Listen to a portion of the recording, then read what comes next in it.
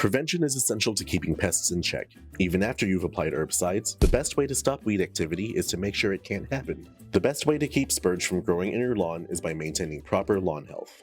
By strengthening your turfgrass and keeping up with maintenance, you'll choke out weeds and give them little opportunity to grow. Start by mowing your lawn to the proper height. Adjust your mower so that your grass will come out 3 to 4 inches tall. Tall grass encourages deeper root growth and prevents weeds like spurge from receiving some much-needed sunlight. Rake and dethatch your lawn to improve aeration and encourage proper water retention. Trim back any overhanging tree branches to reduce shade and increase evaporation rates. In addition to improving your lawn's water retention, you'll also need to water it properly. Your lawn will need 1 to 1.5 inches of water every week, including rainfall. Water your lawn once a week in the morning, rather than a little every day. If there's rain in the week's forecast, go ahead and let Mother Nature do the work. Finally, keep up with a proper fertilizing schedule. By keeping nitrogen levels stable and laying fertilizers high in potassium, you'll maintain strong turf grass and suppress other weeds from growing.